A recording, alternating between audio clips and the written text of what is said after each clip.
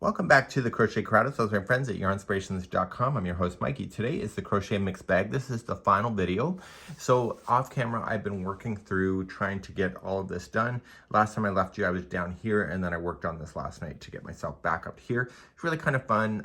Just things like this. This is all part of the Grafgan concept that happens naturally.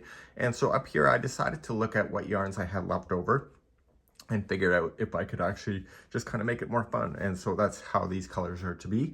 And I used the main color that I used at the base of the bag as the secondary color, and then I just kind of pulled that out. So, you know, be creative. It is your experience at the end of the day. So now what we're going to do is work on the handle and then finish the top and work on the handle. So the instructions were right here at the top of the handle. So we're going to do 2 rounds of the main color, chain 1 and 1 single round. You got to make sure that you're still continuing to turn. It keeps the bag from misaligning. That's why they're asking us to do that. And then we'll meet you on number 3. So right where you're sitting, I've already turned my work in order for me to get started using just the 1 color only. So you don't have to worry about all of that nonsense of changing the yarns over. Just chain 1 and 1 single crochet around. And then when you get around, just turn and go back in the other direction and meet me back here. So 2 rows of single crochet. First step I want you to do before you move on to number 3 is create 4 strands, and these will act as stitch markers, because there's nothing worse, well, there's a lot of things worse, but there's nothing worse than doing a bag and realizing that the handle is misaligned. And so even though the instructions are accurate, somewhere along the line you may have been changing where you've been doing your slip stitching, and so therefore it can always be out of alignment when you get to this if you have to count the stitches. So what I'm going to recommend is that first step is, it says to chain 1 and single crochet in the first 18, and then jump over with the chain and then jump to the other side. So here's what I'm going to recommend for you, is that I want you to just go here and count 18 stitches. So 1, 2, 3, 4, 5, 6, 7, 8, 9, 10, 11, 12, 13, 14, 15, 16, 17, and 18. Put a stitch marker there. This is going to be the last stitch before doing the jump for the handle. And then it states to do and skip a certain amount of stitches. So it says skip the next 24. But here's what I want you to do. It's that you can look where it's going to be. So let's 1, 2, 3, 4, 5, 6, 7, 8, 9, 10, 11, 12, 13, 14, 15, 16, 17, 18, 19, 20, 21, 22, 23, 24. Put a stitch marker there. And before you do anything further, I want you to take a measurement. And I want you to measure from the edge of this here and this here. Does it match? Yes or no? And if it doesn't match, this is your opportunity just to change where this location is, and I'll be right back in a second. So making sure the bag is laid completely flat, we can measure this, and it says that it's approximately 5 3/4. So measure where the other one is here. Look, 5 1/4. So what I want to do is that I want to match it to the 5 3/4 mark on this side. But wait, there's more. Sound like a Ron Popeil infomercial here. So I want to take a remeasurement once again. Oh, that's 5 1/2. Let's take a look at here. 5 1/2. So I'm good. Because it's still laying flat, I want you to take the other 2 and just simply fold up the material and get the matching stitch on the back side that is directly across. Okay, lay it flat, and then pull up this side and do the same thing. So pull up both. So therefore, the handle on the back side is also going to match directly with it. So when we go to single crochet, we're going to single crochet to the stitch marker. We'll do the chain that it's asking us to do. It's chain 72. And when we come back down, we're going to land on this spot. So we're just going to skip the skipping of the stitches in here. We'll single crochet round. We'll go right to the very last one, chain 72, jump back over, come to the back one, and then back around. Now we're going to just continually for the next 2 rounds or 3 rounds maybe, we're going to just turn at the end of a round, and then eventually you'll see rounds number 5 through 11 where you're no longer doing the turn at the end. But you want to pay attention to these stitch markers, so they're still going to be in use, and I'll show you how to do that next. So let's do round number 3.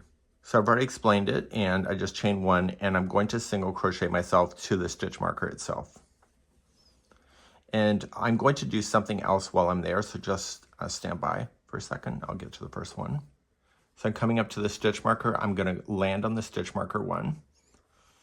And when I'm here, I want to move the stitch marker up into this stitch here.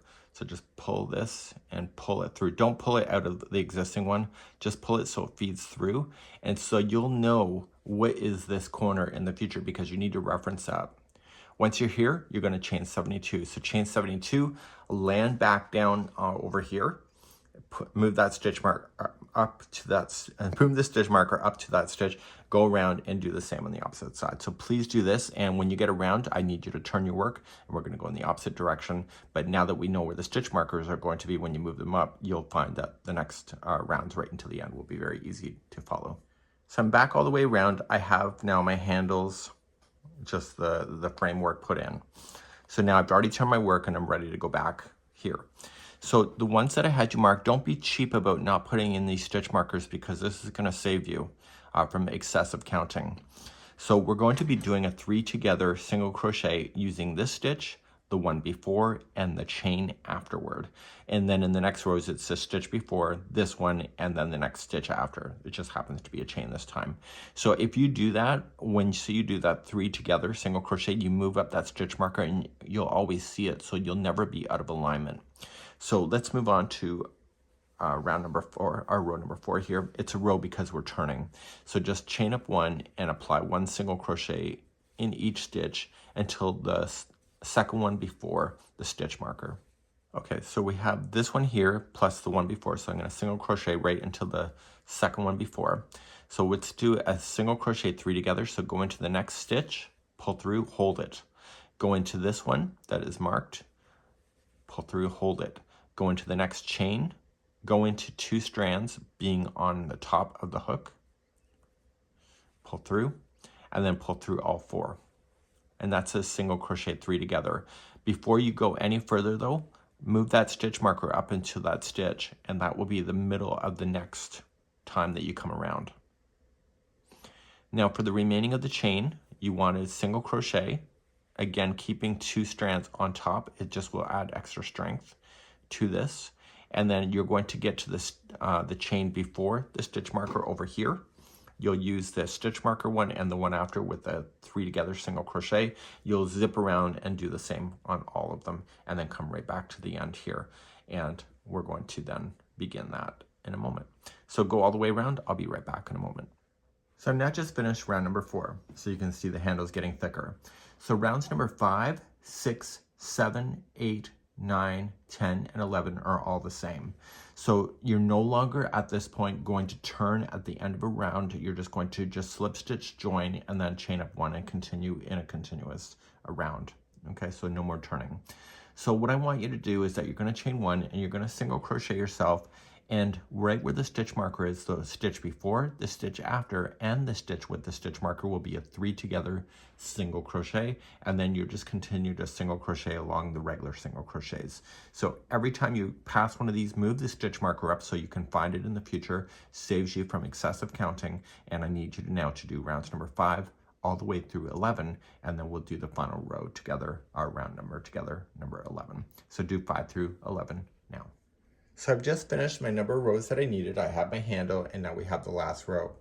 So the last row here is something that people don't necessarily like. It's the reverse single crochet. If you don't want to do it, then don't. It doesn't matter, but just maybe do another round of single crochet. But the pattern is saying to do the reverse single crochet. It's also called the crab stitch. So you're going to chain up 1 and single crochet in the first one, and then come into the one beforehand, come in, and then yarn over, pull through, and then pull through the 2. And you keep going backwards. So in the one before, here. Some people absolutely hate doing this. I don't know why, but that's okay. And what it's doing is it's creating almost like a roping effect on the edge. And you're just going to circle entirely around. You don't have to worry about putting any more together on those, so you can remove your stitch markers as you go around. And I'll be right back in a moment to finish off and conclude this video series. So I've now just come back around and I'm ready to finish off. So I'm just gonna stop here. I'm not gonna slip stitch it to the first one here in this here. So I'm just gonna pull the yarn through. I've already cut it, just so you know. So now I'm going to take this and put it through a tapestry needle. And I'm going to attach it to the first one here and then back into the one that I'm coming out of. And I'm gonna pull those together, okay? And then I'm gonna take it and go back to the inside of the bag. And I'm gonna flip. Here, I'm going to tie a knot.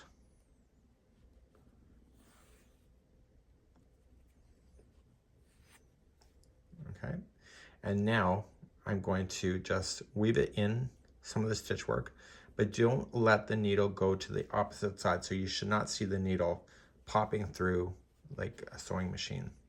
Just stay within the fibers here. And then go a slightly different path on the way back through. And if you want to tie another knot, just so that it locks, you can, depending on your application. And then you're just weaving in your ends, and make sure that you go a minimum of 3 times. And once you have that done, you can safely cut.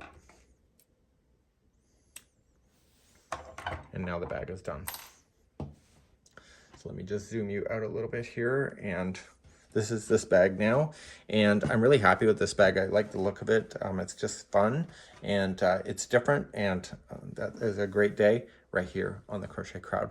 We hope you've enjoyed, and we hope to see you again real soon. Bye-bye.